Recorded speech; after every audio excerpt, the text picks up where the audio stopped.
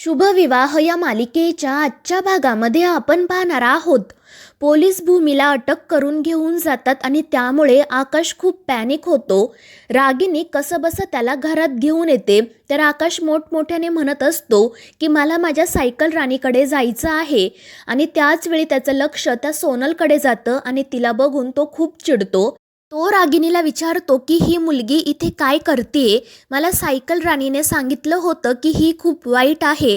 आणि त्यानंतर त्याच्या लक्षात येतं की हिच्याचमुळे पोलीस काका सायकल राणीला घेऊन गेले आहेत आणि त्यामुळे तो तिच्यावर मोठ्याने ओरडतो. तो म्हणतो की मला माहीत आहे तुझ्याचमुळे पोलीस काका माझ्या सायकल राणीला घेऊन गेले आहेत आणि कालसुद्धा तुझ्याचमुळे ते इथे आले होते. सगळं काही तुझ्यामुळे होत आहे. तू खूप वाईट आहे. तर रागिनी सुद्धा नाटक करतच सोनलला म्हणते, का गं बाई तू आमच्या वाईटावर का उठली आहेस, नक्की काय हवंय तुला. त्यावर सोनल रडण्याचं नाटक करत म्हणते की मला फक्त न्याय हवा आहे. न्याय मिळवण्यासाठीच मी हे सगळं काही करत आहे. आणि त्यानंतर ती सगळ्यांना म्हणते की मला आता कळून चुकलं आहे की तुमची सगळे फॅमिली खोटारडी आहे.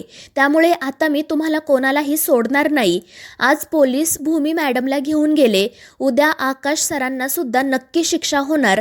मी तुम्हाला कोणालाही सोडणार नाही. आणि तिचं हे बोलणं ऐकून सर्वजण रागातच तिच्याकडे बघत असतात.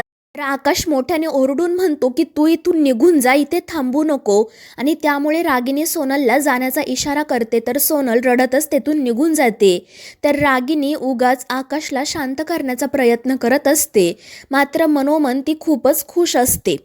तर दुसरीकडे इन्स्पेक्टर साहेब भूमीला पोलीस स्टेशनमध्ये घेऊन जातात. भूमी त्यांना म्हणत असते की इन्स्पेक्टर साहेब तुम्ही प्लीज एकदा माझं ऐकून घ्या. या सगळ्यामध्ये माझी काही चूक नाही आहे. मात्र ती कॉन्स्टेबल भूमीला म्हणते की मॅडम तुम्ही प्लीज शांत व्हा, इथे आरडाओरडा करू नका. तर तो इन्स्पेक्टरही भूमीला समजावतो की तुम्ही एका प्रतिष्ठित बिझनेस फॅमिलीमधले आहात. त्यामुळे प्लीज इथे कोणताही सीन क्रिएट करू नका आणि आम्ही फक्त आमचं काम करत आहे. त्यावर भूमी म्हणते पण ती सोनल खोटं बोलत आहे. आकाश निर्दोष आहे आणि मुळात मी तिला कोणतीही धमकी दिलेली नाही. मी फक्त बोलण्यासाठी तिच्या घरी गेले होते. त्यावर इन्स्पेक्टर साहेब म्हणतात की तुम्ही जे काही बोलताय ते खरं असेल सुद्धा. मात्र आम्हाला सुद्धा आमचं काम करणं गरजेचं आहे.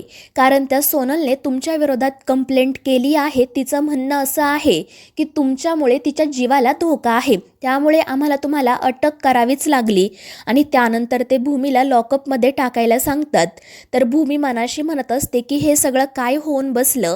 आत्ता आकाशला माझी सगळ्यात जास्त गरज आहे पण मी त्याच्यासोबत नाही आहे. तर दुसरीकडे आकाश खूप पॅनिक झालेला असतो. आजी कसंबसं त्याला शांत करते. तर रागिनी वकील साहेबांना बोलावून घेते. ती नाटक करतच वकिलांना सांगत असते की आमच्या घरची सून पोलीस कोठडीमध्ये आहे, ही गोष्ट आम्हाला बघवत नाही आहे. तुम्ही काहीही करा पण प्लीज भूमीला आजच्या आज जामीन मिळवून द्या. तर राजा काकासुद्धा वकील साहेबांना सांगत असतात की त्या मुलीच्या मनात नेमकं काय सुरू आहे आम्हाला माहीत नाही. पण ती खोटं बोलत आहे. आकाश आणि भूमीवर खोटे आरोप करत आहे एवढं मात्र नक्की. आणि तिचं हे खोटं उघडकीस आणण्यासाठी आम्हाला थोडा वेळ हवा आहे.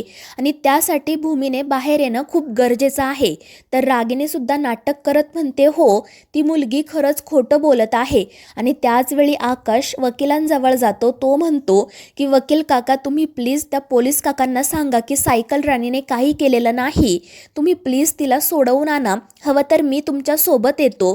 त्यावर आजी आणि राजा काका त्याला शांत करण्याचा प्रयत्न करतात. मात्र आकाश काही ऐकायलाच तयार नसतो. त्यामुळे रागिनी राजा काकांना आणि आजीला सांगते की तुम्ही आकाशला सांभाळा.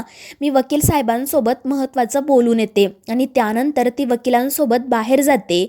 बाहेर आल्यानंतर ती वकिलांना सांगते की तुमचं सगळं ज्ञान पणाला लावा. समोरच्या व्यक्तीने कितीही मोठा वकील उभा केला तरीही भूमीला जामीन मिळता कामा नये. आणि ते ऐकून वकील साहेबांना धक्का बसतो. ते रागिनीला विचारतात की मॅडम हे काय बोलताय तुम्ही. त्यावर रागिनी म्हणते की तुम्ही जे काही ऐकलं ते खरं आहे. काहीही झालं तरी त्या भूमीला जामीन मिळता कामा नये. मी तुम्हाला 4 पट जास्त पैसे देईल. जमेल का हे काम तुम्हाला. आणि त्यावर तो वकीलही लगेच हो म्हणतो. त्यामुळे रागिनी खुश होते. आणि त्यानंतर ती त्या वकिलांना सांगते की आता तुम्ही जामिनाची प्रोसेस सुरू करा पण फक्त नाटक म्हणून. तोपर्यंत कोर्टाची पहिली तारीख पडत नाही तोपर्यंत त्या भूमीला जामीन मिळता कामा नये. आणि ते ऐकून वकील साहेब हो म्हणतात आणि लगेच तेथून निघून जातात. तर रागिनी हसतच म्हणत असते की आता जोपर्यंत आकाश जेलमध्ये जात नाही तोपर्यंत भूमीला जामीन काही मिळणार नाही. तर दुसरीकडे आकाश खूप पॅनिक झालेला असतो. तो घरातील सगळ्या वस्तू इकडे तिकडे फेकून देत असतो. आजी, राजा काका त्याला शांत करण्याचा, समजवण्याचा खूप प्रयत्न करतात, पण त्याचा काहीच उपयोग होत नाही. त्यानंतर रागिनीसुद्धा तिथे येते. तीसुद्धा आकाशला शांत करण्याचा प्रयत्न करते, मात्र त्याचाही काही परिणाम होत नाही. त्यामुळे शेवटी राजा काका रागिनी आणि आजीला म्हणतात की मी इन्स्पेक्टर साहेबांना कॉल करून विचारतो की आम्ही आकाशला पोलीस स्टेशनमध्ये घेऊन येऊ का, कारण जर त्याने या गोष्टीचा धसका घेतला तर त्याच्या तब्येतीवर परिणाम होईल. आणि मग ते लगेच इन्स्पेक्टर साहेबांना कॉल करण्यासाठी बाहेर जातात.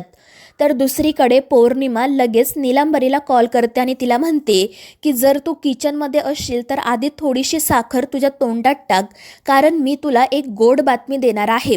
त्यावर नीलांबरी हसतच म्हणते की तू आधी बातमी तर दे, मी चिमूटभर काय तर चांगली चमचाभर साखर खाईल. आणि त्यानंतर पौर्णिमा हसतच तिला सांगते की तुझ्या लाडक्या लेकीला अटक झाली आहे. आणि ते ऐकून नीलांबरीचा आनंद तर गगनात मावेनासा होतो.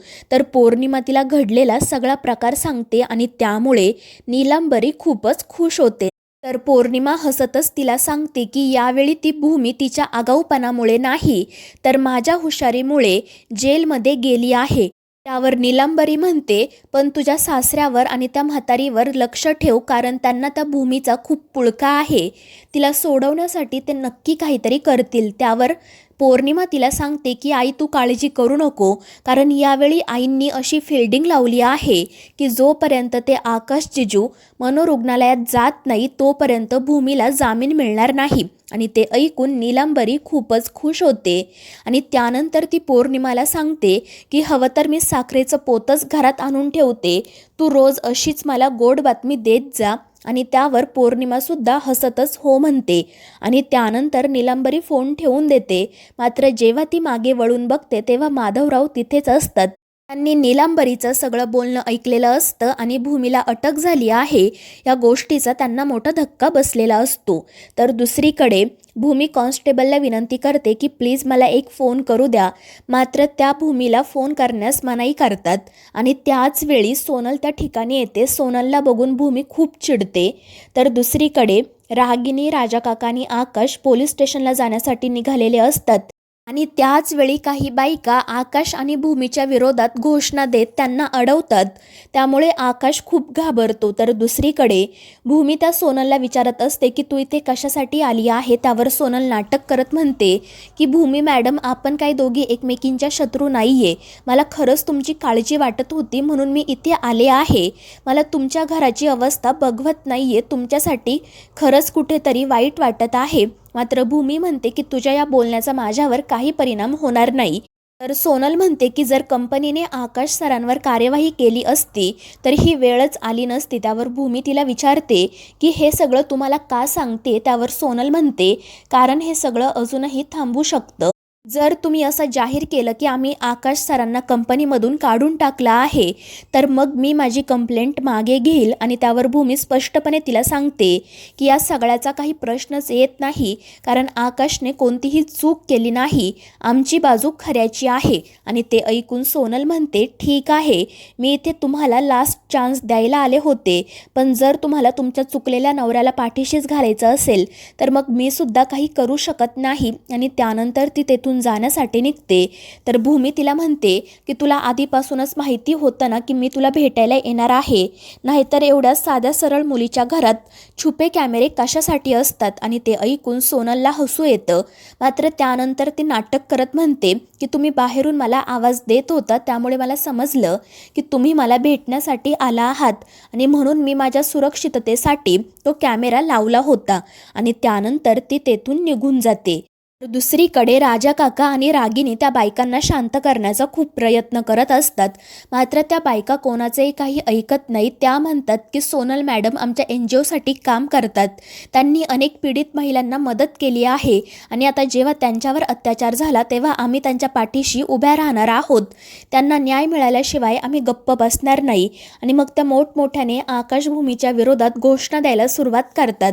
आणि या गोष्टीचा आकाशला खूप त्रास होतो आणि तो तिथे चक्कर येऊन खाली पडतो. तर मित्रांनो, या मालिकेच्या पुढील भागांमध्ये आपण पाहणार आहोत अथर्व आणि मनू भूमीला सांगतात की ताई तू काळजी करू नको, आज संध्याकाळपर्यंत तुला जामीन मिळेल. मात्र त्यानंतर रागिनी नाटक करत तिला म्हणते की भूमी बाळा मला माफ कर, पण तुला जामीन नाही मिळू शकत. अजून काही दिवस तुला पोलीस कोठडीमध्येच राहावं लागेल. तर मित्रांनो, या मालिकेच्या पुढील भागांच्या अपडेट्ससाठी आपल्या चॅनेलला सबस्क्राईब करा.